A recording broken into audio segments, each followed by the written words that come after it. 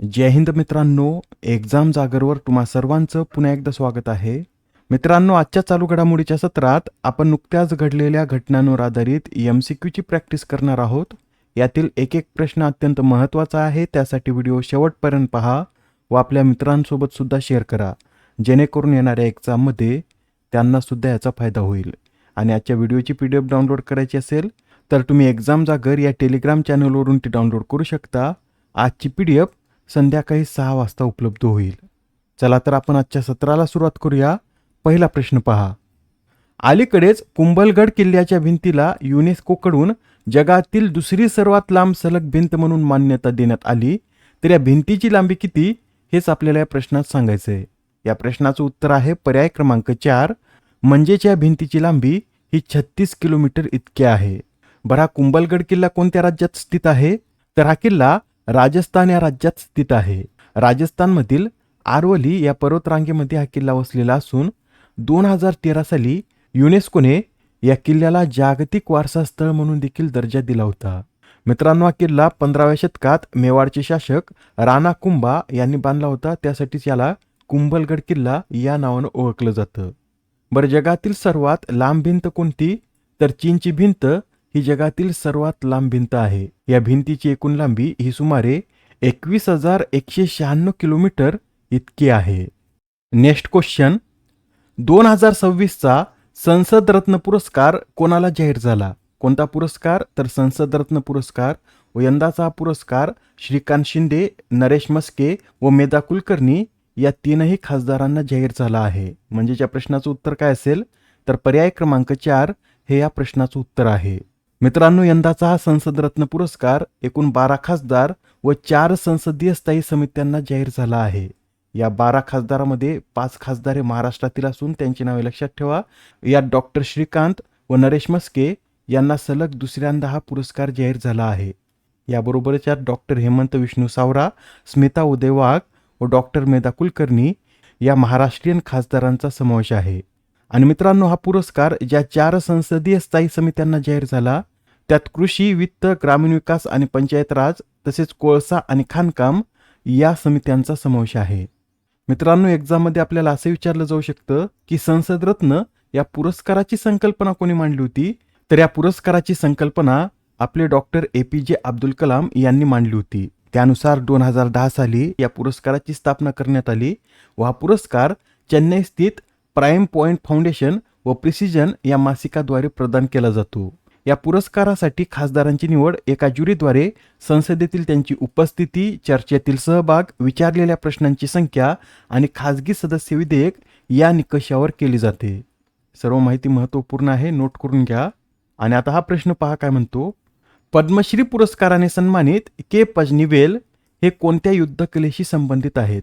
तर हे जे के पजनीवेल आहेत हे सिलंबम या युद्धकलेशी संबंधित आहेत. मित्रांनो, के पजनीवेल यांनी 5000 वर्ष जुन्या या भारतीय युद्धकलेचा प्रचार करण्यासाठी याचं विद्यार्थ्यांना मोफत शिक्षण दिलेलं आहे. त्यांना त्यांच्या कार्यासाठी याआधी 2023 साली संगीत नाटक अकादमी पुरस्कार मिळाला आहे, 2012 साली कलाईमामनी पुरस्कार, तर 2002 साली सिंबलम आंतरराष्ट्रीय पुरस्कार देखील मिळालेला आहे. मित्रांनो, 25 मे रोजी राष्ट्रपती द्रौपदी मुर्मू यांनी 2026 सालासाठीचे 66 पद्म पुरस्कार प्रदान केले आहेत. यात 2 पद्मविभूषण, 6 पद्मभूषण व 58 पद्मश्रीचा समावेश होता. त्यात के पजनीवेल यांचं नाव खूप चर्चेत असल्यामुळे आपल्याला त्यांच्याविषयी माहिती पाहणं आवश्यक होतं. बरं, 2026 साली यंदा किती पद्म पुरस्कारांची घोषणा झाली? तर एकूण 131 पद्म पुरस्कारांची घोषणा झाली, ज्यात 5 पद्मविभूषण, 13 पद्मभूषण व 113 पद्मश्री पुरस्कारांचा समावेश आहे. सध्या फक्त 66 पद्म पुरस्कार देण्यात आले असून उर्वरित पुरस्कार हे नंतर होणाऱ्या सोहळ्यात प्रदान केले जातील. Next question.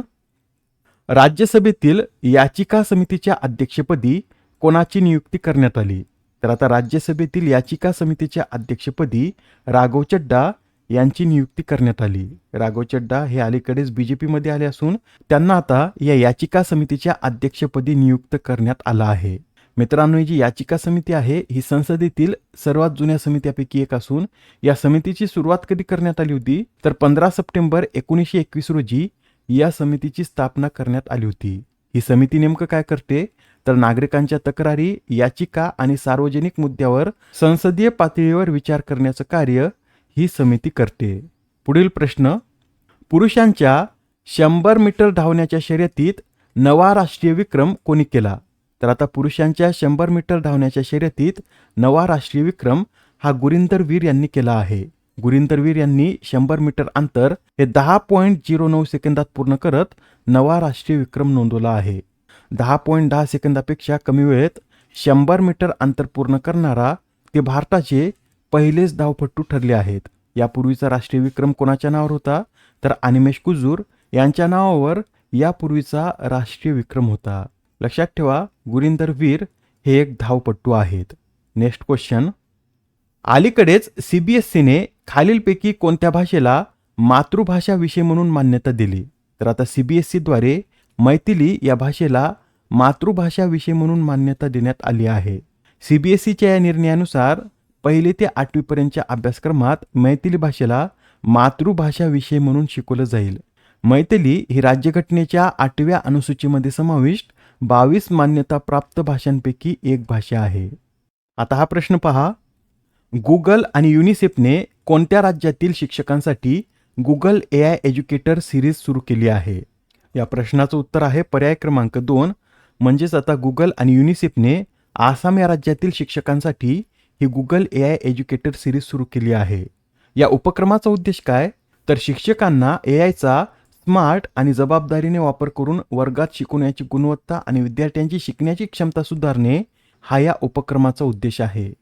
असे प्रश्न एक्झाममध्ये नेहमी विचारले जातात, त्यासाठी पक्क लक्षात ठेवा. गुगल आणि युनिसेफने गुगल AI एज्युकेटर सिरीजसाठी आसाम या राज्यासोबत करार केला आहे. आसाम या राज्याविषयी सांगायचं झालं तर या राज्याचे सध्या राज्यपाल हे लक्ष्मण प्रसाद आचार्य, तर मुख्यमंत्री हे हेमंत बिस्वा शर्मा आहेत. पर आसाम या राज्याला किती देशांच्या सीमा संलग्न आहेत? तर आसामला 2 देशाच्या सीमा संलग्न आहेत. ते देश कोणते? तर भूतान आणि बांगलादेश या 2 देशाच्या सीमा आसाम या राज्याशी संलग्न आहेत. आसाम या राज्यात एकूण 5 नॅशनल पार्क असून ते कोणते? तर काझीरंगा नॅशनल पार्क, मानस national park, Nameri national park, Orang national park व दिब्रू सेखवा नॅशनल पार्क हे आसाम या राज्यात स्थित आहेत. आता हा प्रश्न पहा, नुकत्याच प्रकाशित करण्यात आलेल्या the library man of India the story of PN Panikkar या पुस्तकाचे लेखक कोण आहेत? तर हे जे पुस्तक आहे या पुस्तकाचे लेखक हे PP सत्यन हे आहेत. याआधी सुद्धा काही महत्त्वपूर्ण पुस्तके प्रकाशित झाली आहेत, ते आपण एकदा रिवाईज करून घेऊया. तर पहा, भारताचे माजी लष्कर प्रमुख जनरल मनोज नरवणे यांचं the curious and the classified unearthing military myths and mysteries हे पुस्तक प्रकाशित झालं. भारताचे सॉलिसिटर जनरल तुषार मेहता यांची 2 पुस्तके प्रकाशित झाली आहेत, ते कोणते? तर the bench, the bar and the bizarre व the lawful and the awful हे 2 पुस्तके त्यांची प्रकाशित झाली आहेत. सुधा मूर्ती यांचं tides of time, Devendra Fadnavis यांचं अर्थसंकल्प सोप्या भाषेत, Kailash Satyarthi Karuna the power of compassion, Dheeraj Kakadia Mahatma a great communicator, Tanuja Chaturvedi हम दोनों कहानी देव और गोल्डी की, तर विष्णुभूषण हरिचंदन यांचं बक्षी जंगबंधू द ग्रेट कमांडर हे पुस्तक प्रकाशित झालेलं आहे.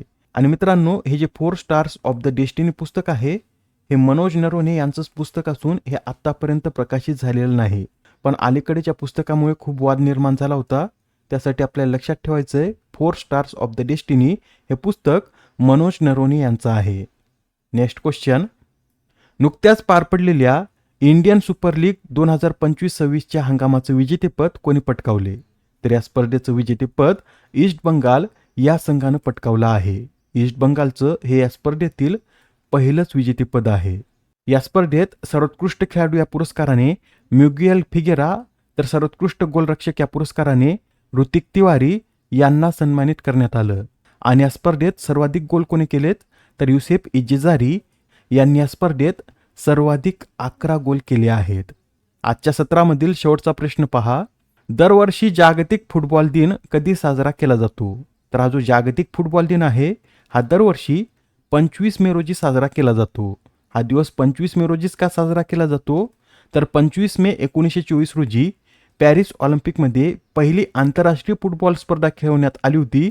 त्यासाठी याच्या स्मरणार्थ दरवर्षी 25 मे रोजी जागतिक फुटबॉल दिन साजरा केला जातो.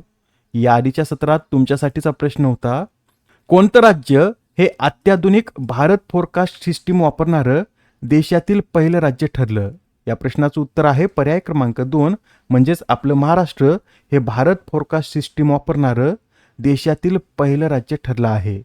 राज्य आपत्ती व्यवस्थापन प्राधिकरणानं पुण्यातल्या IITM संस्थेसोबत यासाठी एक करार केला आहे व त्यानंतर महाराष्ट्र असं करणारं देशातील पहिलं राज्य ठरलं आहे. आजच्या सत्रामधील तुमच्यासाठीचा प्रश्न पहा. संयुक्त राष्ट्र सैन्य लैंगिक समानता समर्थक पुरस्कार 2025ने कोणाला सन्मानित करण्यात आले? आता या प्रश्नाचं उत्तर कमेंटमध्ये देण्याचा प्रयत्न करा.